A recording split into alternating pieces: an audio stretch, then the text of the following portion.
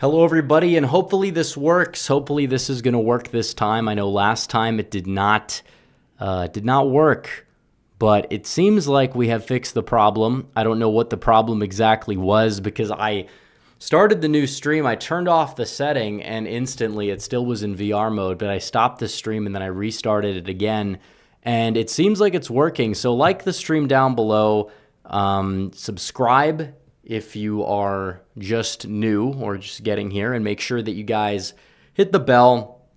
I don't know if anyone has the hype button. I still don't understand how that's supposed to work. I've never seen it, but people have hyped the videos before. So yeah, like the stream. Let's get to 100. We got a jam-packed show tonight for sure.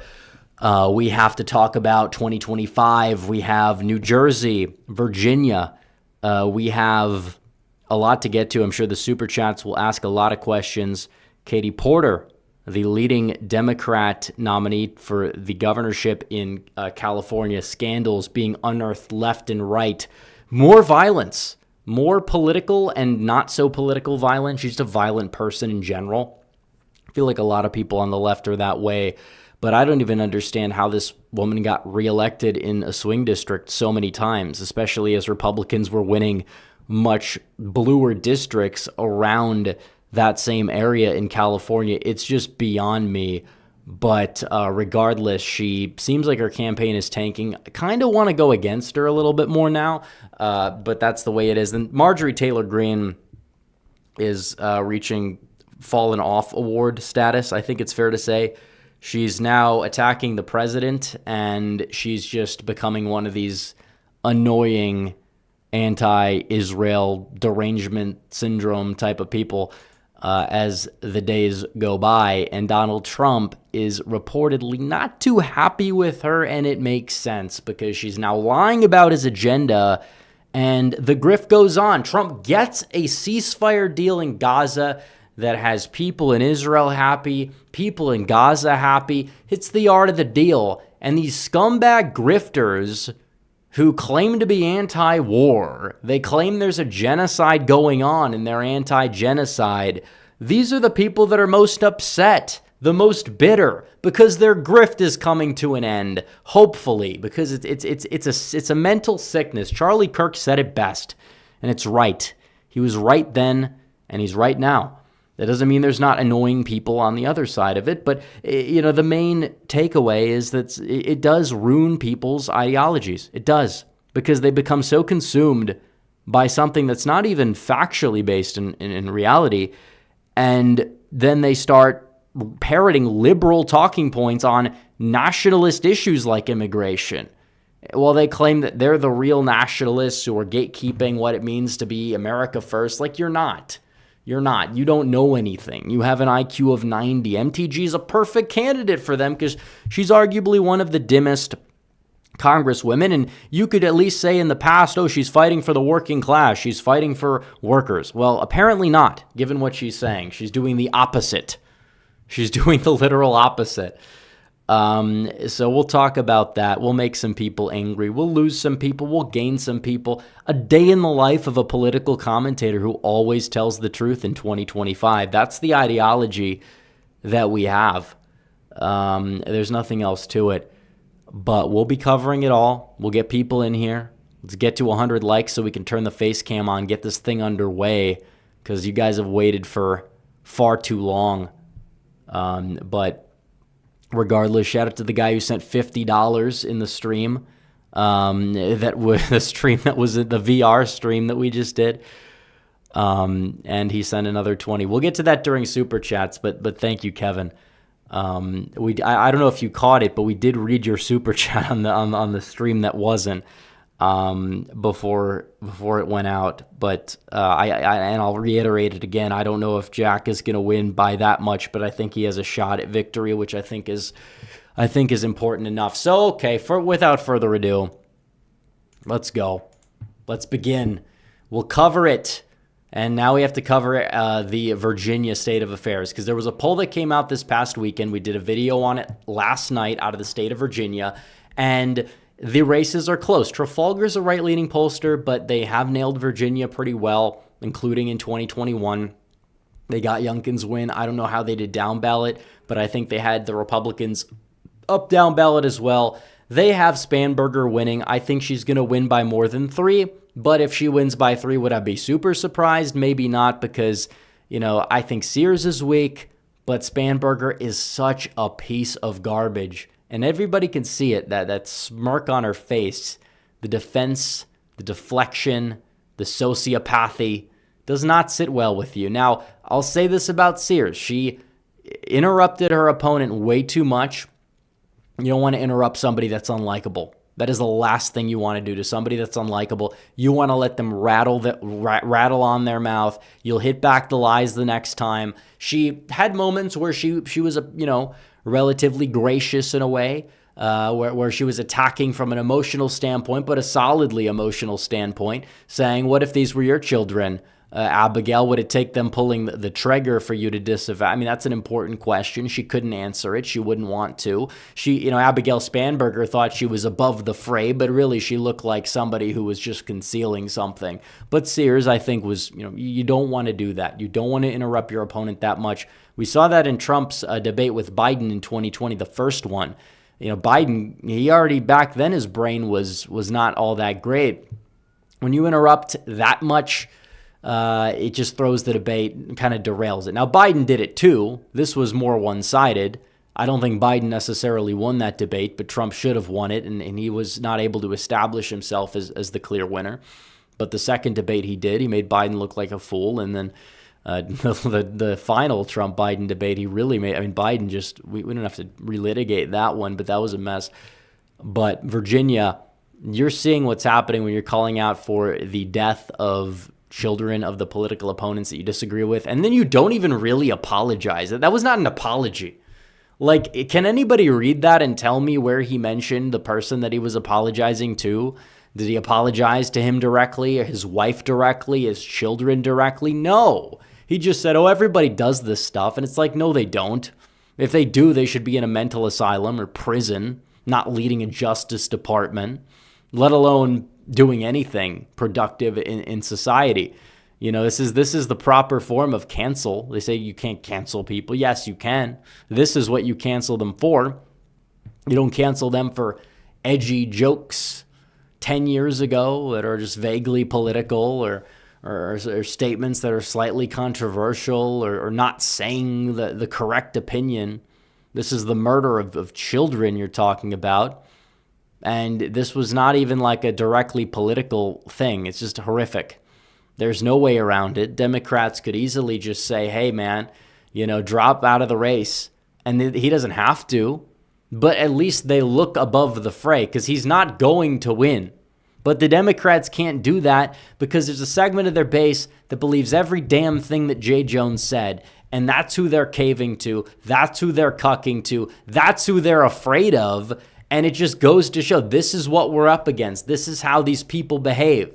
These are not people that are people that should really be existing in a civil society by behaving this way. In fact, they're doing the opposite. These are people that belong in a mental asylum. And so many of the people that vote for these people, you see them in the drive-thru, you pass them by on the way to work. Some of them are your coworkers. Some of them are your extended family. And they're defending people that traffic in this ideology that is just depraved and disgusting, and everything it's backwards morality. It's political Satanism. There's no other term that fits it better. Everything good, they oppose.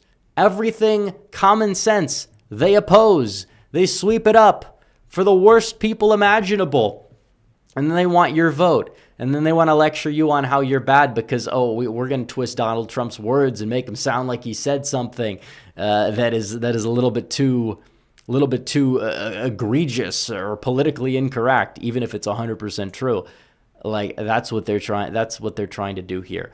And now it seems like the Democrats are in trouble because this is something where Democrats are forced to run from him. Maybe they won't outwardly disavow him, but they also are not defending him enough to give him a leg up in the attacks. He's losing donors. Altogether, it's a net positive for Republicans. Make no mistake about it. when it comes down to Virginia, because it's sucking the energy out of the room.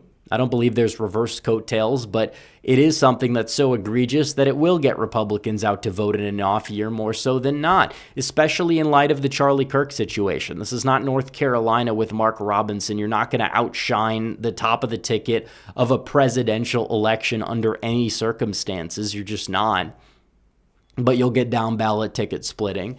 This is a little bit different because, yes, you'll get down ballot ticket splitting, but it's such a prominent issue that it could weigh down the Democrats a couple points. I'm not saying it's going to be enough to cost them the entire ball game. I don't think Winsome Sears is winning. I don't think the other guy's winning. It'll be a little bit closer. That guy's got scandals as well, but they're more funny scandals than destructive scandals. So you have Virginia, and you also have New Jersey. And we'll pull this up because this is a poll, and they're tied. Jack and Mikey are knotted up at 44. This is the third poll to come out in the past few weeks that either has Jack tied with her or beating her. And it's 44 to 44. And when you do the voters that are most likely to show up in that poll, Jack is beating her by 2.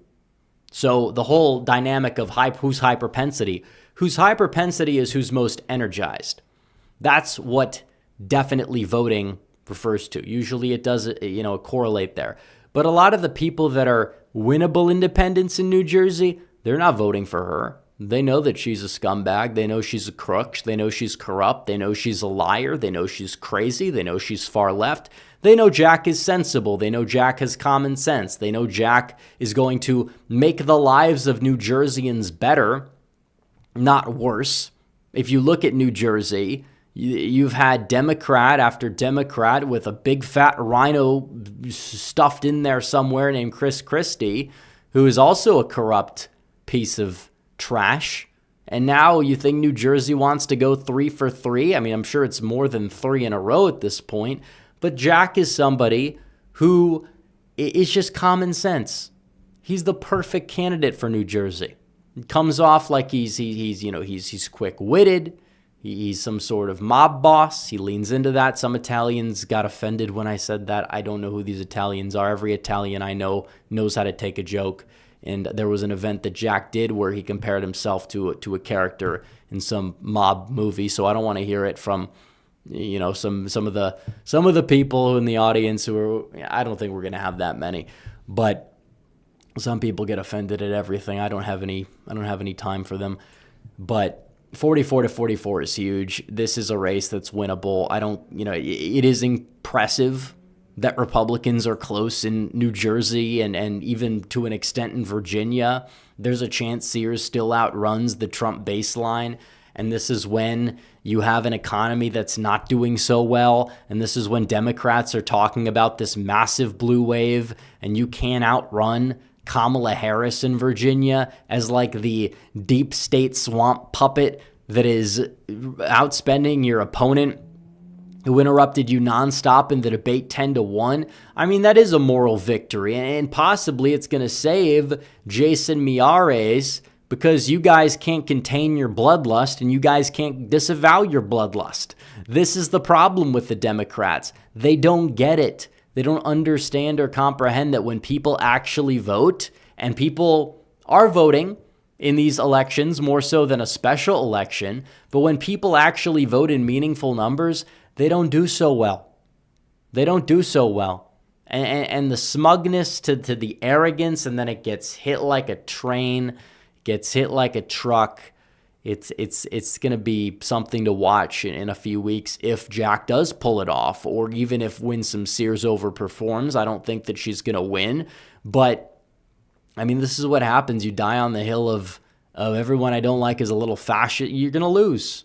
You're going to lose every single time. You're going to lose in an election that's meaningful, in a state that is even remotely competitive, and now we're seeing it unfold. But could you imagine if this wasn't Virginia, if this was California or something like that? And we're going to get to California. And before we do, I will remind you guys to like the stream and to super chat so we can hit that goal. $5 and above, 30 super chats. We'll hit the goal. Hopefully we can get there. If not, that's okay, but we will try. And we'll talk about California because the front runner of the polls in California has been exposed relentlessly. And this is something that is happening, in terms of a primary, not too far from now. It's going to happen. You could count down the months: November, December, January, February, March. I believe it might be a little bit later, but I think California is one of the earlier ones. Maybe it will be in June. I don't remember. I know they moved up the presidential primary. I don't know if that translates down ballot all the time. But what I do know is that the polling frontrunner is in trouble because she is a violent person. She was on video. We're not going to play it, but you guys have probably seen it, where she's yelling at a staffer, "Get out of my shot," referring to the camera. She was just frustrated. She's a crazy person. She doesn't really have the physiognomy of somebody I would want running one of the largest economies in the world. Personally, is just if I was going to view this through the lens of some undecided voter, she seems like she's just bitter. She's angry. She doesn't take very good care of herself. On top of it, dumping mashed potatoes that are scalding hot on her ex-husband's head. Imagine if a guy did this to a woman. Like just imagine. It would not end very well. I don't think this is very different because no matter who you are, if you're getting hot, it's not even like somebody punched somebody. It's like if you're just like small, if Katie Porter or, it's like, of course, there's going to be a double standard there. When it comes down to this, I don't know if the double standard thing goes so far when it comes to accountability because everybody's going to suffer if you get hot mashed potatoes dumped on your head. I mean, this is nothing except for domestic violence. And this is new. And maybe the Democrats are getting this out early so they can force somebody else to be in that slot. I honestly hope she's the nominee because maybe there's a non-zero chance we would be able to make it competitive, make it close. But like she would be so bad and so egregious and such an embarrassment for California that all the Californians in the live chat that probably despise Gavin Newsom would just be begging for Gavin Newsom to come back just for one day to relieve them of this tyranny from this lunatic. But yeah, this is what California produces right here. This is what California is capable of producing. She's the front runner in the polling. That might change, but it's like the fact she was when everybody could see it in the first place is just astounding. It's insane. And then you look further, and it's like, this is not new. In fact, you talk about political violence, this is the same character who said that, this is a few months before Trump was shot, that she wanted Trump to lose, go to prison, or have a heart attack. So not directly calling for violence, but calling for death in a more celebratory tone. Like, this is what you're dealing with. These people want their political opposition to die so they can achieve their goals. This is the lengths the left is willing to go to while claiming they're the defenders of democracy or the good guys or whatnot. Try to put him in prison. Try to, kick him off the ballot, wishing that he passes away. This was a big thing about a month ago. And then you say, well, Democrats want you dead. And then it's like, oh, no, they don't. You're being ridiculous. It's like, no, I'm not. This is in front of your face. This is right here. This is not an extremist position to hold. This is the reasonable position to hold. Look at Jay Jones and look how many Democrats have openly disavowed him. I'm not talking about some, we love to say it, boilerplate bullshit. Say it with me, condemnation, boilerplate bullshit. That's what they're capable of doing, and that's it. That's it. That's all it is. But this is how these people operate. They are violent people. They will do anything to achieve their political goals. People that vote for them are enabling that. They're enabling it. While they say that you're the problem because you happen to be a common sense moderate nationalist who is willing to occasionally bend the rules to get things done. It's like, why do people like Trump? Because Trump does anything he can to keep his promises. That's it. Donald Trump is somebody who will bend the norms, will bend the rules, not necessarily break the rules, but he will bend the rules to get things done. And that is what the people of this country want. Every single president who has been consequential, from both Roosevelt's to Lincoln, to Jackson, to even George Washington, they have been called names. They have been called corrupt. They have been called dictators. They have been called tyrants because they're effective. That's why. They're not causing harm.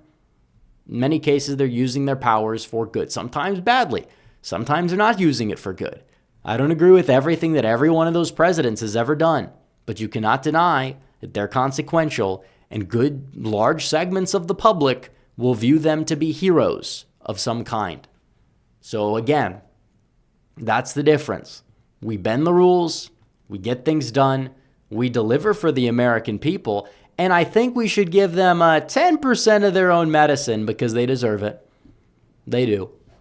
And that's important because we have to fight back, and you're not going to put a forest fire out with a bottle of water. A bottle of Dasani's not going to take down the California fires. You understand that. Let's not be stupid. But we could do it efficiently, effectively. We're not trying to harm people the way they're trying to harm us. We're trying to just do the right thing. And there's going to be some consequences for people that deserve legal consequences, legally and constitutionally. We're going to do it, and we're going to make it happen. We're going to make it happen. And that's the way it goes, because these people are lunatics. All of them. They're deranged on the left. And we'll get to some of the right in a second, but it's not really all that much of the right in that case. But you have a lot of people on the left that are just filing behind each other in line to go vote for literally the craziest people imaginable, the most violent people imaginable, the most mentally unstable people imaginable. This is the best that the Democrats have to offer. In the largest city, the former crown jewel, the gift we had to give the rest of the world, New York City, you have a radical Islamic communist who is going to be the mayor. Like, this is what they have to offer. You have he wants government-run grocery stores. This is beyond Bernie Sanders even. This is beyond that. This is full-scale insanity, and so many people eat it up for one reason or another. Maybe you could say it's because the system is broken. Okay, so you're going to double down on the broken system by communism, like actual communism, completing it. They're already social Marxists. They're socially communistic. A lot of neoliberals are Marxists. They're just capitalistic Marxists. But these people are some of them are beyond that, and they're even further down that far left rabbit hole when it comes down to certain things.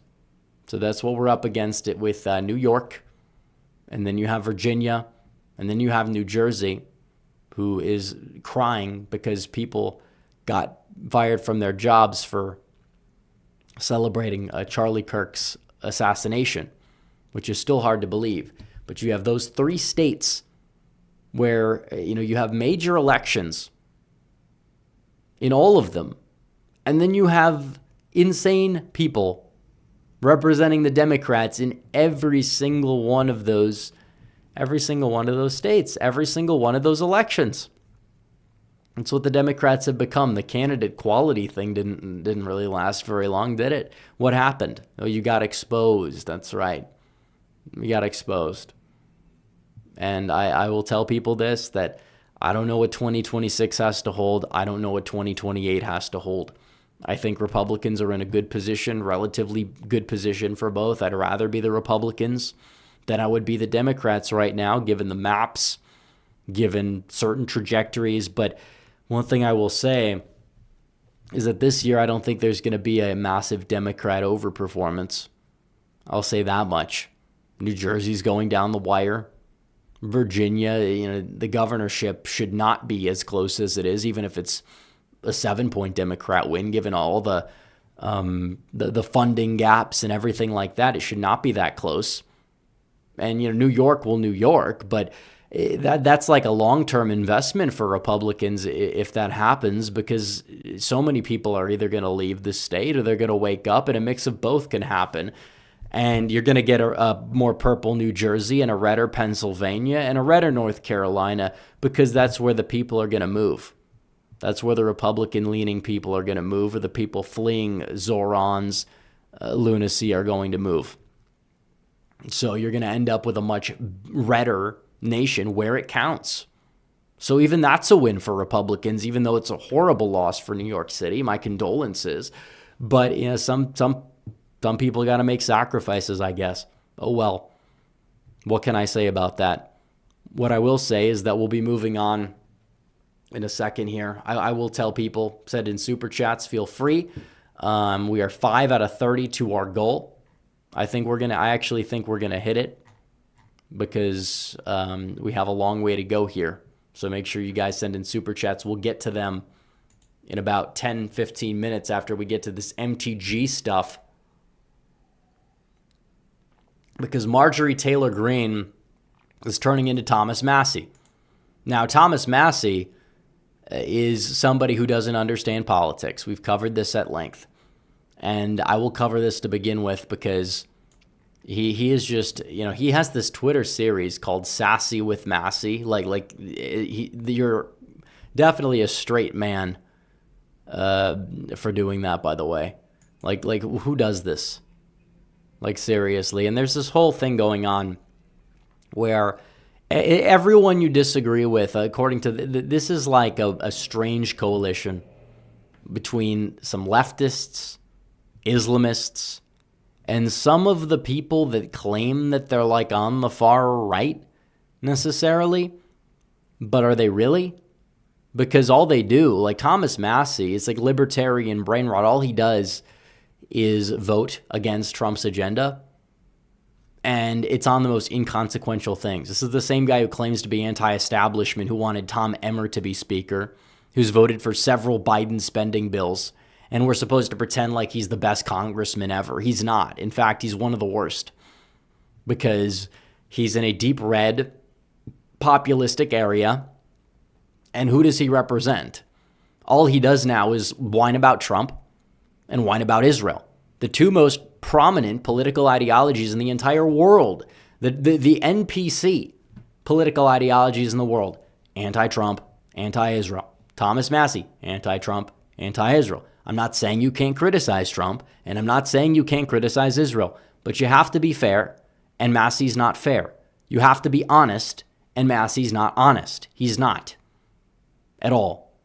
So there's this notion that anybody who's posting anything that's pro-Israel is getting $7,000 per post, which I would hope would be true, because I could just tell the truth and then have a Lamborghini by 1 a.m, just tweeting after tweeting after tweeting. It would be easy. I wish that was the case. Believe me, I would take it. I would sell out, because it would be effective, and it would not change much of what I would actually tweet, because I like dunking on these people because it's entertaining, and them spamming with and some of these memes are obviously made in the third world. Like, some of the memes are just trash. They spell Israel wrong.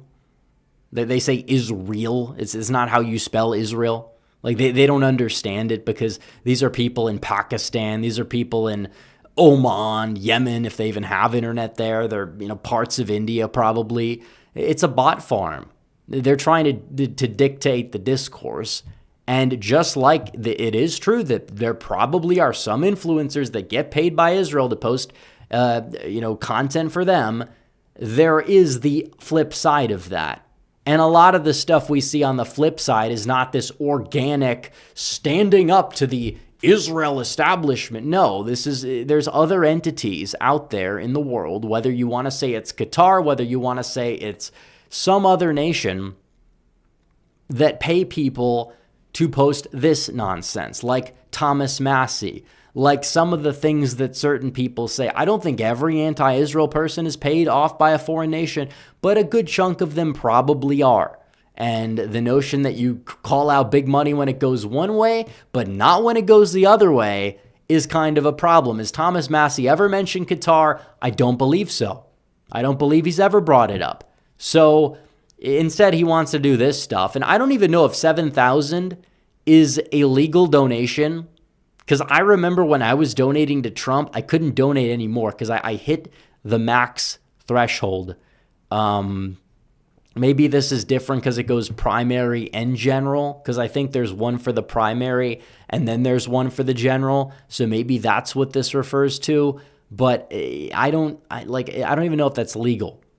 But it's like, here's the problem I have, because you could say anything you want about AIPAC, fine. You know, I'll go through my criticisms there because they do get involved in our primaries. I don't like that. They donate a lot of money to Democrats. That you know, it is technically, you could say, Israel first to donate to people that hate our country, but because they support another country, you'll give them money. I understand that politics is multifaceted. I get that. But at the same time, I'm not going to say that I can't criticize you because you support people that oppose a lot of what I support. And ironically enough, a lot of what they claim to support. So they're a problem to an extent. They're one of many elements of big money in politics. And I don't like big money in politics. But they're not the only even pro-Israel lobby in the United States. There's several that have differing views of the conflict and some support more to Democrats, some give more to Republicans. They're not the only foreign lobby in the United States. I call out my own lobby. The Armenian lobby supported John Fetterman because Dr. Oz was Turkish. That's short-sighted, goes against a lot of things I support. Yeah, Fetterman turned out to be better than expected, fine. But that's not the point. The bottom line is, there is nothing wrong with criticizing a foreign lobby of a certain country, or even if it's in America, because technically it's like Americans who support Israel, just like the Armenian lobby is Americans who support Armenia. But at the same time, it's like, yeah, I mean, there's a lot of back and forth. It's a gray area. I understand that. Fine. At the same time, does this really dictate everything in American politics? Of course it does not. It's not the only big money, and they know it's not the only big money. So all these Republicans that spend this time obsessing over AIPAC, that's all they do. And they end up allying themselves with people like Ilhan Omar, like AOC, and all these other lunatic types on the far left, these Marxists on the fringes, because that becomes their number one issue. It consumes their brain to the point where that's all they can talk about is how much they virtue signal about how much they oppose AIPAC and how much they oppose Israel. And then Trump somehow gets slipped in there, and then and then migration gets slipped in there. And it becomes this force that it sows division in the movement, just breaks it up. It's like this effort to remove the glue. And a lot of it is being pushed by foreign money on the other side. I don't see AIPAC necessarily doing that. But I see this other movement going out there and trying to sow this division, which is strange. And like I said, you have Republicans who have a sensible America First approach to Israel that's in line with Donald Trump's approach, which is pro-peace. It's not pro-war. It's not pro-unconditional foreign aid all the time. But it understands that if, there's some foreign aid in a massive package to put forth that does a lot of good, that it's not a hill worth dying on or voting against if you're going to be a deciding vote like Massey is. You have Andy Biggs, you have Paul Gosar, you have Eli Crane, all three out of the state of Arizona who are very sensible and relatively America First, don't take a whole lot of money from the Israel lobby either. Like, that model, in my opinion, is a solid model moving forward, especially as you have this conflict hopefully wrapping up. But then you have this style of grifter who in a way is no different than the neocons, because Thomas Massey actually votes against Trump's agenda more than somebody like a Dan Crenshaw does, believe it or not. And Dan Crenshaw is a weak, limp-wristed neocon who I think needs to lose his primary and who I hope does lose his primary. So I would like to see less people like him in the Republican primary, and I would like to see less people like Thomas Massey and MTG, MTG ruins the brand. She's the Republican AOC. She even has the same three initials. She comes off like She's very unbecoming. You could say, oh, she's like a patriot or something. Well, apparently not, given what she said today. I don't know a single patriot that talks that way about immigration. I don't believe she cares about her country. She got very wealthy in Congress without taking AIPAC money. Where is she getting that money from? That's the problem. You call her Massey Taylor Greene, or whatever you want to call her. But she's not a very high IQ person. She's a very low IQ person. But she's just genuinely always been crazy. Now she's kind of, and they've lied about her craziness too in the past. We defended her. She never said the words Jewish space lasers, but she just genuinely believed in space lasers, which, again, I don't think is really much different on like the whole crazy spectrum. I don't think there's space lasers. There's plenty of conspiracies that we have proven right over the years. Like some of this other stuff is just like trying to be edgy for the sake of being edgy.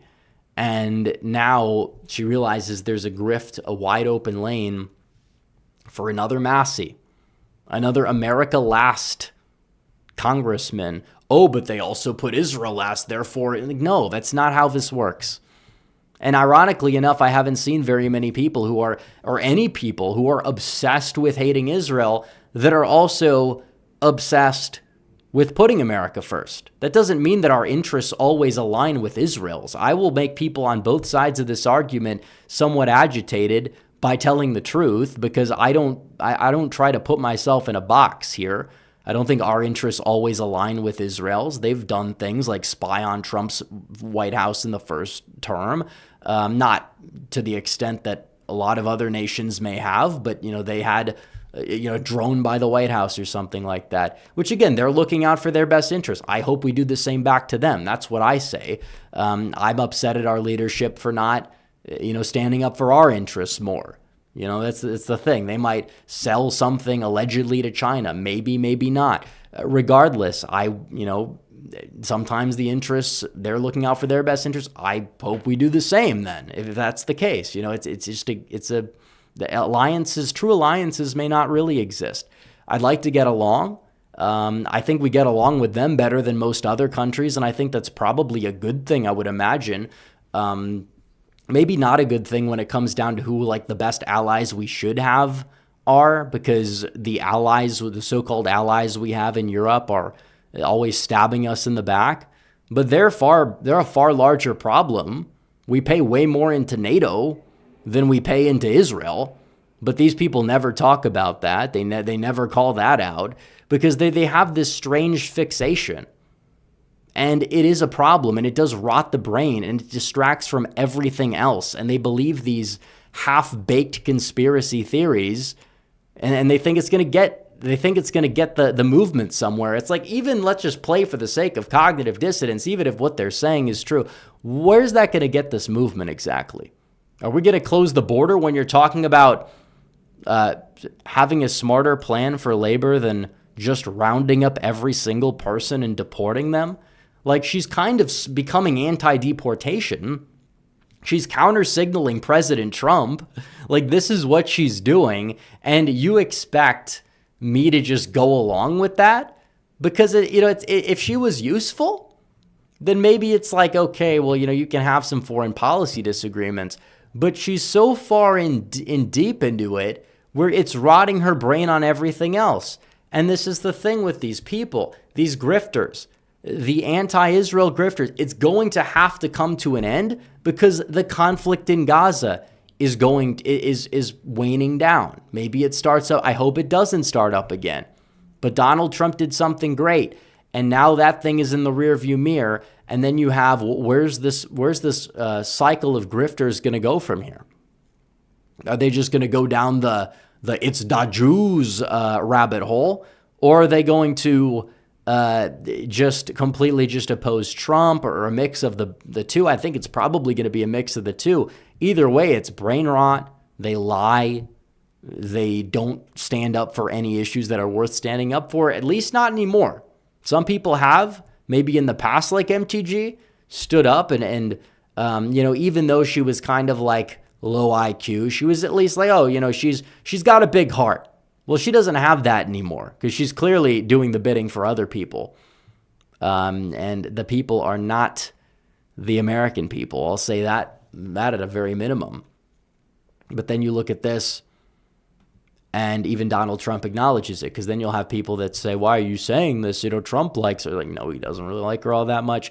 Trump has a very, very good sense of finding talent. He likes presentable people. And Marjorie Taylor Greene wanted to run for Senate, and Trump said no. Donald Trump, he likes two things. He likes central casting. He likes people that can win. And he also likes people that like him. But he has to weigh that. And he understands that he can get someone that likes him in Georgia that isn't going to lose by 15 points. And he told her no. And then she started to go crazy behind the scenes. And Trump is acknowledging it. And I think that's part of what's playing into this whole thing. Because, yeah, it's a problem. It is a problem. And Trump is calling it out. Because he should. I don't expect him to pay attention to the day-to-day the way I do, but he's right that something is going on with this character, and Thomas Massie is one of them, and we want to get these people out. So will she get primaried? I hope so. AIPAC can take her out if they damn well please, because she's becoming counterproductive, and this is not the only case of that. We have another one, and we'll pull this one up. Because she's going on CNN to lie. She's lying. She is lying completely. Now, the prices thing, that's one thing. But she's trying to counter signal, yeah, prices should be lower. But deflation's tough. It really is. It's tough to have unless you have a recession. It's technically true. I don't think a recession, depending on what type of recession, would be the end of the world. In fact, it might make some people have a better view of the economy. Young people might be able to afford homes. Hopefully you don't have too many people losing their jobs, or the jobs that are lost are due to deportations, and that causes it. That'd be a positive. But that's not the point. She's saying people's wages have not gone up when they have. Year-over-year wage growth is up compared to the previous year, adjusting for inflation. It's only up by 1 to 2%. It could be up by more. That's fine, but she's lying. We have the data, and it shows she's lying, and she's using the day point for Trump's presidency. She's trying to undermine him as well. So again, you have these people, I don't know what their agenda is, but there is this network of people that have this grift, and a lot of it is anti-Israel and a lot of it is anti-Trump, and it's tied almost directly at the hip together. I don't think every person who's anti-Israel or anti-Trump or even both is necessarily a part of it, but it's real. And Thomas Massie arguably is another one, because, and maybe he's just libertarian brain rot at this point, but he's always been that way. But he's going on to say, well, Trump should not be able to pressure schools to keep men out of women's sports, basically, is what I believe this one was about, and to stop indoctrination. What a limp-wristed fool. This guy's, they try to tell you that this guy is the based guy. He's the real based congressman, they say. Who the hell are you people? Who the hell are you people to subvert like this? It's insanity. It's unhinged. When you think about it, it should make you angry, just because of the fact that the gaslighting runs strong. Why? Because he doesn't want to send 0.1% of the GDP to some country in the Middle East. That's what makes him based. When he's unwilling to use any power to save anything of consequence in the United States. See, I'm America first. I'm not Israel first. I'm not Israel last. I believe if there's an issue where, we say maybe it's the accusations of the White House spying or whatever, it's America should, when we'll do the same to them. If they do it to us, fine, whatever.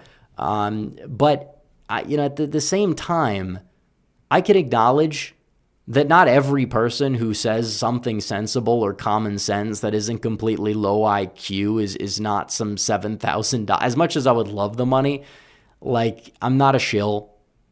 I shill for reality. I shill for truth. I lose people. I lose subscribers for it. I lose followers. If I wanted to shill, I could have millions of followers by now. I could do it. I don't do that because it's not about that. It's about reality. That's what it's about. It's about standing up for what's right. This administration is doing a lot of great work.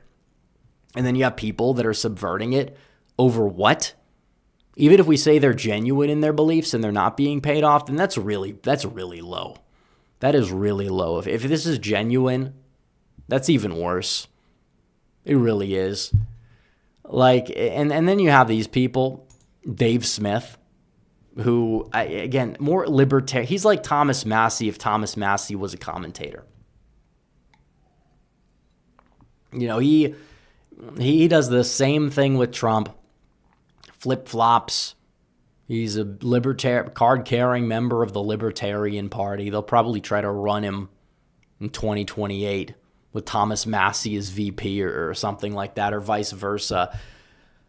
Just sums it up pretty well. It's ironic because Dave Smith is he's Jewish, but he's very pro-Palestine. I think it's the libertarian side of things. I don't know if he's getting paid, but he is a grifter on this topic. And you can tell because if he wasn't, he'd be happy about this. He would be very ecstatic. You know, you have a ceasefire deal and Donald Trump gets it done and you decide to go out there and just whine and throw a bitch fit because the destruction's over. You claim it's a genocide. I'm not making that claim. You should be happy it's over. Was D-Day or VJ Day a sad day, Dave? Was it sad? You know, were you protesting that? But he's just like, oh no. Like, who celebrates the end of this? You should celebrate the end of it, I would imagine. It doesn't, you know, let's say you're right. I don't believe it is. My ancestors survived a real genocide, Dave. Not whatever nonsense you claim is going on in the Middle East that happens to be a war that was a response to basically the equivalent of 9/11 for a nation. The Iraq War was not good, but it was not a genocide, and this is not a genocide either, and you know better than that, but you're grifting, or maybe you don't, and you're just low IQ. The bottom line is that this is nothing to sit back and say, oh, I'm upset people are celebrating that the war is over. I will say this because I'm principled. War is bad, mostly. You know, I agree that maybe we should go to war with the cartel. Maybe we should, like, if you have a conflict that's this prolonged with so many deaths on both sides, it's better to end it. Just like what we saw or what we're seeing in Ukraine and Russia. That's a whole nother beast. Dave doesn't even touch that topic, but he always has the obsession with, Israel because it's a grift. Again, they know their clicks might dry up. Captive is right. He's right about pretty much everything he says, but he's definitely right about this. And he's just some guy who posts. I mean, he's just some troll on the internet. He's right about a lot of things, a lot more than Dave is. So again, ridiculous. But the lengths that people go to undermine the administration need to be called out. And that's my take on this. It's not a matter of shilling. It's just a matter of when you have just a bucket of lies and half-truths and weaponizing them against us, sensible people, and an entire group of people to boot by proxy of who they're attacking and the way that they do it 9 times out of 10. It's like this is just meant to demoralize. This is meant to destroy. This is brain rot. Charlie Kirk said it best. And now they're trying to claim him when they were calling him a sellout 2 weeks before he died. Oh, but there were the text messages that he sent and that we could get to those if people want to talk about him in the super chats. That's fine. But it doesn't mean that they're right about it. So, again, that's the way I see it. Like, you have so many people that just have this obsession, have this fixation with something that is counterproductive, that does not advance the causes that we want. Maybe it does. Maybe, they're directionally correct on 1% of things regarding foreign policy. And then they do stuff like this. And then they do stuff like this. And then they do stuff like this. And I don't have any use for people that do stuff like that, because people that do stuff like that are clearly trying to undermine the movement just as much, if not more, than any neoconservative has. At least they will tell you where they stand. At least they will tell you. They don't pretend to be your friend and then try to leverage the moral high ground on you about how they're the real based one. Enough is enough. I'm sick of it. Like, seriously. So, let's see. We'll go to the super chats. Jay Jones, fake Jay Jones, says, I destroyed your stream like my campaign did. American Nerd 1776 says, who's worse, Katie Porter or Jay Jones? I don't know. The difference is Jay Jones, there's a lot of messages Katie Porter sent that may be not too far off. So I'd say Katie Porter has a better shot of winning, but I think Jay Jones has said worse. Kevin S. for 5 says, how do statewide elections in Arizona look, especially the governor's race? How about Republican? Well, I like Andy Biggs a lot. I hope he wins. I do hope he wins. But statewide elections, it's too far away to tell. I think the Republicans have a decent shot, but we'll see. Kevin Colazzo for 20 says, I'm a big fan. You're pretty honest, but still Republican. Well, I try to stay in reality. That's the thing. Whether we try to say it's right-leaning, or whatever, my predictions, I try to stay in reality. I try to tell people what's going on. And I try to stay positive. But it's not like we haven't underestimated Trump. It's funny because our 2020 map was more accurate than our 2024 map by margin, believe it or not. It won't get the credit for it, but it's true. Especially if you take into account any potential, shenanigans of sorts. But we can only change the future, not the past. American Nerd 7076 says MTG is a more terminally online version of Massey. Also, Sears losing I could live with, not me. Yeah, I mean, Sears losing is something I've expected and accepted for over a year. I never thought she was that strong of a candidate. Let's see. The video maker 2341 for 5 says, what would your reaction be if the Virginia GOP wins Attorney General, Lieutenant Governor, and House of Delegates, but loses the governorship? I wouldn't be surprised. I think it'd be better than them not winning those things. Kevin Colazzo says, let's go, Jack. I didn't vote for the Rhino in New Jersey in 2017. Well, she wasn't very strong. I mean, she was Chris Christie's successor. Vanessa for 5, thank you. Fake Jay Jones claims he's not an extremist. Kevin Colazzo for 10 says, I miss old school politics. Well, they're not coming back, Kevin. I will say that there are a lot of people that will live in the past because that's what they know, and they have nostalgia for it, and I understand that. But, we're not going to even get back to 2008, let alone, the days where people could just shake hands at the end of an election loss or a debate or whatever. Those days are gone. And the left has really pushed the boundaries regarding that. The media's insane hysteria has done it. They will blame Trump for that, but it's really them. And they've been doing it for a while. Trump just had the balls to call them out on it. Videomaker 2341 says Trump is an honorary Palestinian. It's because Trump cares about peace, as he should. Trump's position on Israel is like the perfect position to have, actually, when you think about it. He's not, willing to send unconditional aid because he wants a war, because he'd be owned by not the Israel lobby, but the military-industrial complex and the defense contractors and all that sort of thing, like somebody like a Nikki Haley would be, where she's signing bombs that are going to blow up people in either Ukraine or Russia or Israel. It's like, that is stuff that I can't get on board with, because I don't think that even if you say war is necessary, which I think Israel has a right to defend itself, as they should. I don't think signing bombs that blow up people in general is something you should really be all that proud of. because, you understand it's just kind of like it's just the warmonger type of stuff. You're leaning into that. You shouldn't be leaning into that.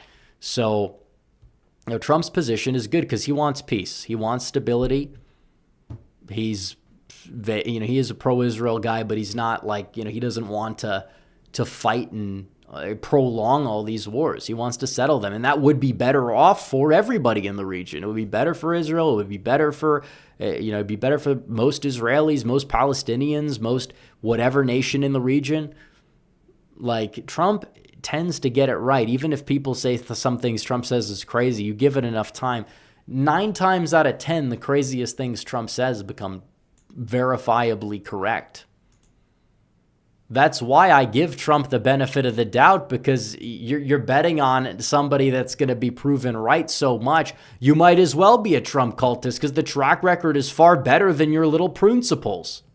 That's my philosophy. So, America Nerd 1776 says Trump's peace plan is the best hope. It exactly is. I mean, you have Hillary Clinton coming out and, doing the Wojak thing where she's seething but has to wear the happy face and saying, I command President Trump. It's like, well, thank you for helping make that happen one way or another, Hillary. But Red Whale Politics for 5, American Nerd 76 should have got rid of MTG once she backed McCarthy. I don't think her backing McCarthy necessarily had to be was the number one thing that doomed her. I think it was how she did it. I think it was just the turn, because the difference is that she was like and now she's anti-establishment again, but only through the lens of Israel is bad. Like that's where she's viewing it. So she's ironically become what they tried to make her out to be, where she would say things about certain powerful people, and then they would call her anti-Semitic despite nothing that she said. It's like you attack Soros. It's like they call you anti-Semite or something, and it's just like, that's not true. Soros is one person. If anything, if you're lumping all these people together, then wouldn't that kind of be what you're claiming that MTG was? But now MTG is just leaning into that completely. Just some of the things she's saying, we didn't have to repeat them, but they're a little off color, I will say. And she gets away. I mean, getting away with it. She's still there. She's getting donations from somebody. So, oh well. Red Whale Politics says the 26 midterms might be a great year for the state GOP here in Michigan to rebuild seriously. Could possibly sweep the board at the state level. Yeah. Well, I would hope so. It's still, I mean, the governorship, I think, will be very telling, but some of the down ballot races might have more of a Dem slant because of the nature of the three-way race.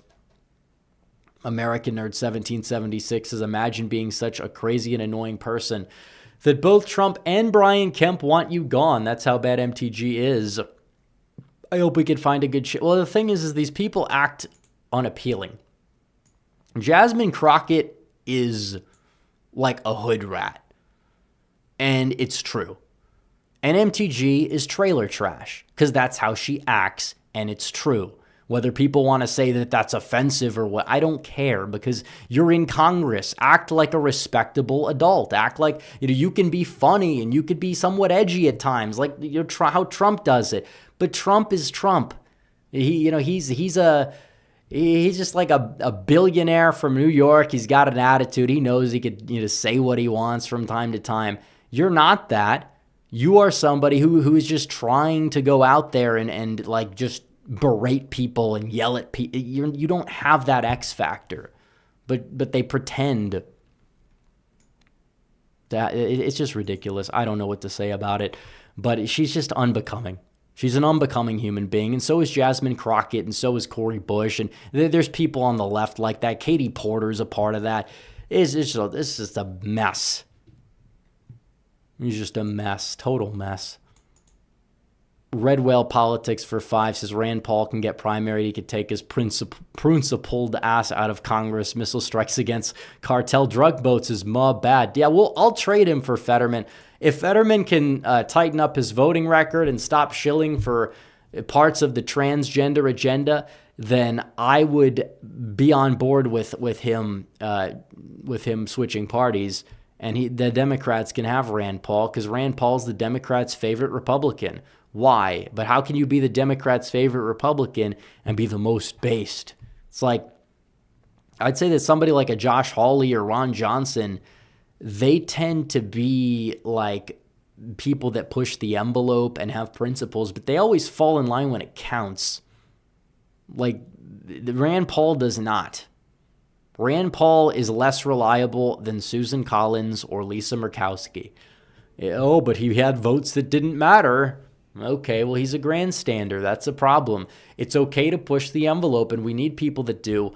But like the Senate, it's like, if you're just a party line vote who does their job, I'm not going to even worry about primarying you so long as you fall in line. Like, there's some people, it's like a gray area, like Lindsey Graham. I want Lindsey Graham gone. He's not the worst senator because he usually falls in line with Trump, but he is a subversive snake. He's never met a war he doesn't like. He always tries to get in Trump's ear, and he took that remittance tax down from like 5% to 1%, which was not a very good thing. So, it's just, the guy is a clown. Rand Paul's a clown. A lot of these people are clowns. Eric CB912 says, MTG and Massey both lost me in 23 with their shilling for McCarthy and Massey for campaigning with DeSantis and his debt ceiling. Yeah, well, again, you're against Trump, but then you support DeSantis, who would probably be the same or weaker than Trump on all the issues that you claim to care about so much, except what, free trade? Like, that's just, you can't deal with these people. Grifter Central. Kevin Colazzo says, Rep, would you run for politics? Pardon my ignorance. Are you from? Yeah, I'm from the U.S. I would consider running maybe in the far future for something, but I don't have any plans on that right now. So that's the way it goes. Wyatt says, Red Eagle selling out to Big True. Typical. Well, the thing is just I try to, they say I'm moved on issues. I guess some of these people might like me for other stuff or whatever, but I have not moved. I have not moved one bit. I think other things have moved around me. Like, I have not changed my position on Israel. It just, everyone else has gone absolutely crazy to the point where you're kind of forced to side with some people more, or at least more closely to certain people, and defend certain people that you otherwise probably would not have normally defended. Like, just seeing how it unfolds, this whole thing is just, and I think I'm not the only person that feels this way, but they also misread the room. They're right that younger people, even on the right, are slowly turning against Israel, but they don't mention why. And both sides might get it wrong. It's not because of people like Candace Owens losing their mind in front of maybe a couple 100,000 people, half of which are not even in the United States. It's not because of that, and it's not because of some anti-Semitic or whatever label that certain other people want to call it. It's because they're nationalist. It's because they're skeptical of certain alliances, and it's because they don't like war, nor should they like war. Now, I do think that it's important to have sensible people that can call balls and strikes and say, these people on this side that take it too far are being counterproductive, and they're not helpful, and all this other stuff, and they're holding us back, and it's a force for distraction or whatever. And that's the sensible position to have, and I think most people could get on board with that. And I also think Israel and some of the more heavy Zionistic side could do themselves some favors. And this is something Charlie Kirk said in his letter to Netanyahu, where he said, you guys would have friends for life in the American right, because nobody on the American left likes you, just part of the American right does, if you guys embraced or openly supported more nationalistic policies for the United States, like something we could both agree on, like less Islamic migration, things like that. And that's what Charlie Kirk wrote to Netanyahu, and he's right. I think that there is something that Israel could do to make themselves another Poland or Hungary instead of making themselves a nation that people see as another like Ukraine or something of that nature. But that's operating in the real world. That's not operating in this online shit-flinging contest between largely one-sided of insanity that people like MTG and Massey and Candace Owens and a few other people are signing themselves up for. I mean, she's now insane to the point where all of her conspiracies about Charlie Kirk, you're past the point of Israel for her. Now there was a plane that flew from Utah to Egypt that day, therefore Egypt's involved. I can't deal with people like this. And a lot of her fans are from overseas because then they start ratioing you and they can't even speak English properly. Their memes, like I saw a meme, it was so bad. It's like there's not a single person in the United States that knows anything about politics that could make memes like this. There's not, and we have a lot of people that don't know what they're talking about over here, so that speaks volumes. So, I don't know, that's the way, that's just... Let's see. Eric CB912 for 10 says many anti-Israel people supported DeSantis in the primary when he ran an extremely pro-Israel campaign, even flew to Israel to sign anti-hate speech laws. That's why and I oppose those laws too because they're draconian. You can't, the whole anti-BDS laws, like you oppose certain things, and I oppose a lot of what these people are saying in like this Massey MTG camp. But Trump said it best himself when he said that the cure cannot be worse than the virus. And if you're just trampling on free speech, it's like we can't even have laws that are against flag burning in this country, but you want to, pass laws that ban the burning of a flag of another country. Do you think that actually, if anything, you're playing right into the hands of the opposition? You're not helping out anybody. So I oppose those laws. But it's true that Thomas Massey had little to say about that, but he has a lot to say about this. Maybe it's because he's leaning into it more now. Who knows what it is? The online political climate has indeed shifted. It has indeed changed. So that's true. American Nerd 1776 for 10 says, is it safe to say a lot of the terminally online people on the left and right of a similar mindset to Charles Gutiérrez, the guy that offed James Garfield because he refused to give him a job? I don't think they're necessarily as violent. I mean, there is a lot of violent people on the online left. I'm not denying that, but there is a lot of people that have that sentiment where if I don't get a job or I don't get a donation, I'm going to throw a temper tantrum and make my entire life's mission against these people. And that's what we see with a lot of the people that leave Trump's administration and sign on to these letters or whatever that support the Democrats, and the Democrats use it as some talking point for their campaign. Like, this is what they do. So it's ridiculous. So yeah, I mean, I guess there is a similar mindset. I don't know if it's a terminally online thing though, but that mindset is very real. Samuel Harrison says, why do so many of Gen Z like Nick Fuentes? They don't. Like, I would wager, because the guy, what does he stream on Rumble, which is very botted. It's botted to shit as a site. I've streamed on there. I would know. I've talked to people that stream on Rumble that know people that are high up at Rumble, and they have told me that. I'm not against the platform, but like the way that the views are counted, because even like my website, I can't control that, but it's like if somebody clicks on the homepage, all the exclusive videos on my website get a view, and that's not real. Like, that just means that people saw the homepage. Like, I'm not naive. I know that. I'm not trying to do that. That's the way that the plugins work on WordPress or whatever it is.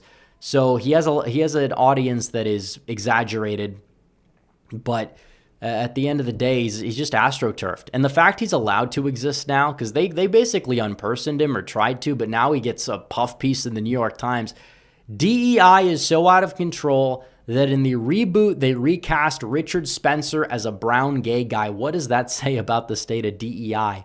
I don't know, but it's definitely out of control. They're writing about him in the New York Times. It's like he's going on all these podcasts with zero pushback from all the usual suspects, like the ADL. They don't say a word about it. All these other groups don't say a word. It's very strange because they were the same people that would try to go out there and make sure that he could not even use a bank. But now he's allowed everywhere, or an increasing amount of spaces. I will say that to be precise. So you tell me. I think the whole thing is a bit strange. I don't know what it is.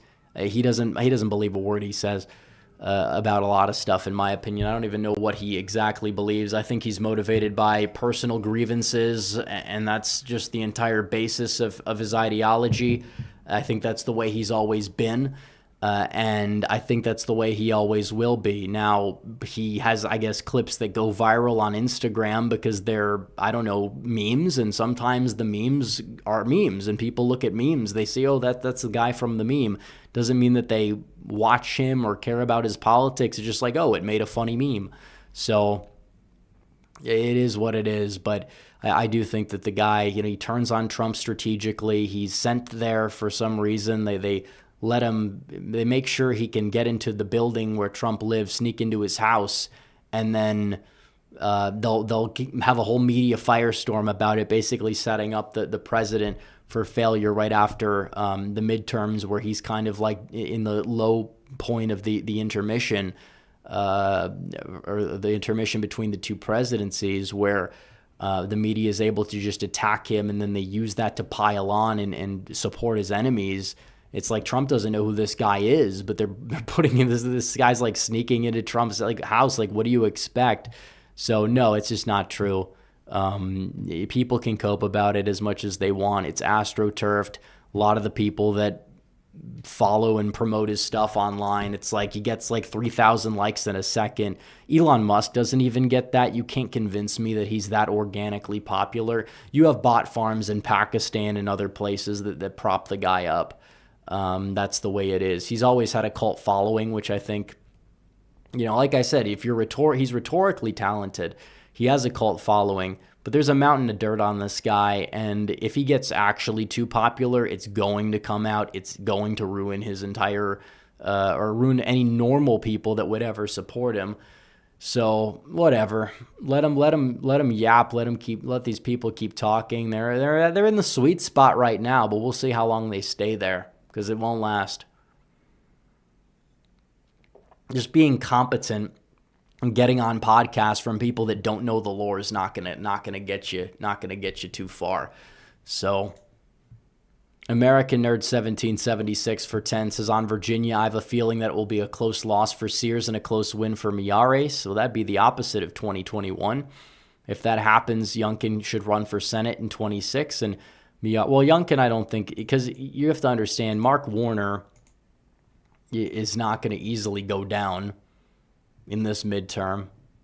Youngkin may make it close. I don't think he'd win, and I think he wants the governorship again. I think he would be more likely to win that than Miyares, even though I like Miyares, and maybe he'll run for lieutenant governor or something. I don't know. If Republicans lose that, which I think they will. But the midterms, we're far away from the midterms. Make sure you guys send in any super chats you have. If not, we could just read the regular chat as well. We're kind of getting late here, but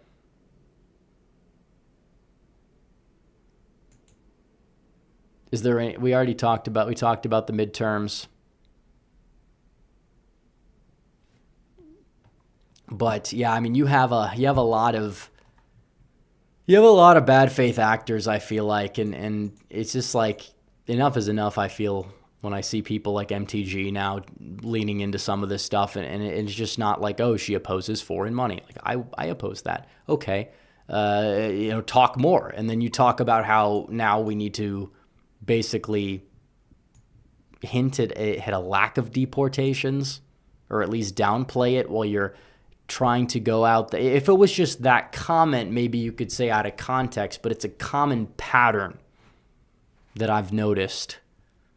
And this is a problem because you're not only doing that, but then you're also attacking the economic policy.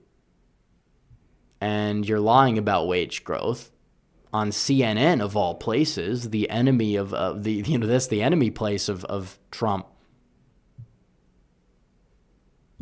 So let's see. Rep, I agree with a lot of what you said, but I don't think you're right. He's an extremely gifted political analyst. I said he's very rhetorically talented. You can't deny that. You don't get a following not having that size without something to bring to the table. I never said he had nothing to, or no positive, like, objective traits. I'm not talking about the opinions that he may espouse. But yeah, I mean, if you have rhetorical talent and you're able to build a cult following, usually that means that you have some sort of gift, right? Like, that's the way it is. It doesn't necessarily mean that he has a coherent ideology if you pay attention, because his clips span the feed, and there's been so many contradictions. And when you know so much about a topic like I do, and then you see somebody else so confidently be wrong about how Trump's campaign is run, and like I know enough of the ins and outs without actually being inside of how well Trump's operation was and how this was the most nationalistic campaign that he ran of either cycle, and then these people undermine it and they're wrong. It's like I think that you can say that there's gifts rhetorically, and as I pointed out, I don't think you could say that the opinions are necessarily coherent, because they're not. And that's why when asked about it, I will say that I don't think that it is.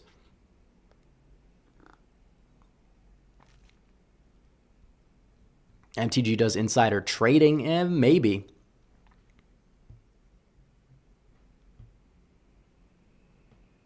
I think Rep could really care less about other people who do what Rep does.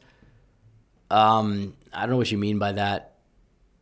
Referring to the other polling stuff. I don't watch Rasmussen Reports. I've met Mark Mitchell several times, actually. He's a cool guy.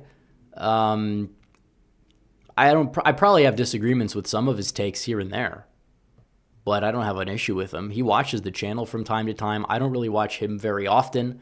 I don't watch too much electoral content on YouTube. I mainly follow it on Twitter or X. Larry Elder running for governor. He's not going to win. I mean, we saw this movie before. In fact, he really made the odds of winning the recall far lesser than they initially were, because he just has a mountain of like baggage. Like, he was a radio host. I would have baggage if I ran for governor. I wouldn't win. I wouldn't win in California. Maybe I could win a red-leaning state, like in Ohio or something like that, but not California. Maybe Arizona. Maybe.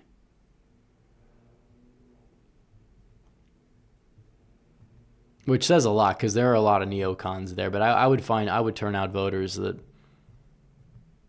don't usually vote. I'd find a way to do it. We'd have a whole apparatus at our hand. I'm just not running for governor of any state anytime soon.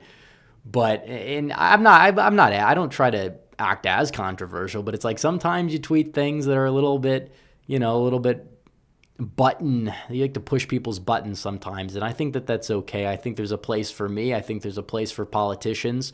I think in certain districts I could run and win, but I think certain areas I wouldn't be able to do so. American Nerd 76 says Trump will officially be posthumously awarding the Presidential Medal of Freedom to Charlie Kirk on October 14th, what would have been his 32nd birthday. I agree. And by the way, speaking of future events that reference Charlie Kirk, just wait for the Democrats at the State of the Union when they sit down when Trump is honoring him at the State of the Union. Just wait for that. Seriously. If you think it's bad now, it's going to get worse.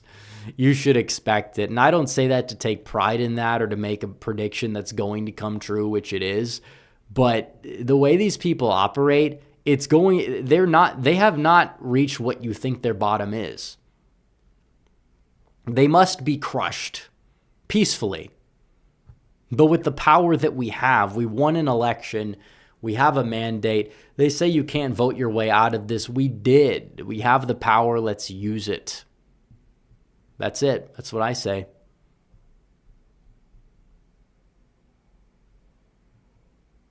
Trump's schedule the past few days is superhuman. He works insane hours. Yeah, I haven't seen much of Trump personally, but that's probably a good thing because he's busy. It's not like he's Biden sleeping on some beach somewhere. He's getting to work. He's working.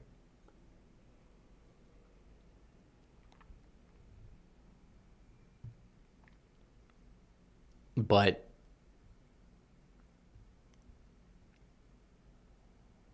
Trump live streams every day. But yeah, I mean, so many people want the peace deal to fail so they can dunk on Trump. You're right, Giblet, or dunk on Israel or whatever they want to do. And that's just like frustrating because these are the same people that claim they're like the real like far right or whatever. And it's like maybe they are on the fringes and that's true, but they only care about one issue that the fringe like I think horseshoe theory, there's some truth to it. There is some truth to horseshoe theory. Like I hate the term, and we've talked about the woke right term and how it's subversive and it's a weapon and it's stupidity and contradictory. But there is truth to horseshoe theory. Like that is also true. There is horseshoe theory. That term's been around for a while and can't be used as a weapon. And it's like sometimes it's overblown, but sometimes it is true. The people that are just always obsessed with one thing, yeah, they will find common ground with the other side. That's common sense.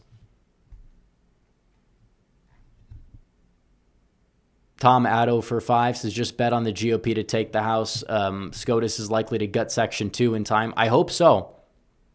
I don't know how many we'd net off RIP because I don't know how many maps would get approved in time. But if we could get like 5 seats off of it or even 3 seats, that's still a win, isn't it? I think it would be a win. Safe to say GOP holds Attorney General's race but falls 3 to 4 points short in Lieutenant Governor. I don't know yet. Seems like the Lieutenant Governor race is interesting because the supposed scandal-plagued Republican is actually like holding his own and the Democrats are kind of collapsing. So maybe that one could be... It'd be funny if that one went red, but the governorship didn't. Although I just cannot stand Spanberger. She is awful. She is the definition of corruption. She's the definition of everything wrong with the swamp. And the thing is that she will try to be presentable in a way where she'll do well among the Nova elite, the Nova types. I just think Sears is kind of a weak candidate, and I think if we ran somebody stronger, we would beat her. But it's like her district is really insufferable if she's won that time and time again. But also money goes a long way. Right side broadcasting live streams Trump, not Trump. Well, himself. I didn't know that. Dems might be dead in arrival in the Senate and House by 2030. I agree, especially the new maps. I think the House, I mean, anything can happen in a big wave year, but Democrats really drew first blood on redistricting, and now they're paying a price while they played victim. I think it's glorious, actually. I have no sympathy for these people after what's happened.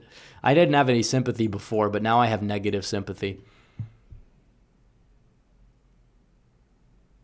But I'm a homeowner with 300K equity in my property. I want to lose some and see home prices fall for a bit. See, I was told, Stamina, I was told I was heartless and didn't understand economics for saying exactly what you're saying, by the way. So again, it's true. I would lose equity if I want, if anything, it's a give and take. And deportations help. And we need to make the H-1B penalty higher because that will help. You'd be surprised what's happened in places in DFW over the past 10, 15 years. It's just a mess. And we really have to just grow a spine for once as a nation. There's so many spineless people. There really are. Samuel Harrison for 5 says, started a TPUSA chapter at my college. Any event suggestions? Well, you can invite me to speak if that's true. I don't know where your college is, but just find a way to send me a DM on Instagram, and maybe we could work that out if true. I've done events at campuses before. I would have to have it in my schedule. I'd have to have time for it. Might have to be like sometime early next year or in the summer, but it could happen. You'd be shocked at how many people don't want it. Well, yeah, I mean, that's the thing. It's like even when it comes to issues that seem controversial, the American public wants to restrict immigration. Even legal immigration, they want to restrict it. It's a winning issue. The GOP has died on the hills on issues that even if it's like a moral correct issue, they've just grandstanded and virtue signaled too much on it. And then they've taken the most cuck stance possible they could take on immigration. You lose. It's a lose-lose. Trump knows what issues to really tackle, and then he knows what issues not to tackle, or he tackles them tactfully. I know that's a mouthful, but it's true. And he wins off it. So again, running more like socially moderate on certain issues, candidates that are really tough on immigration.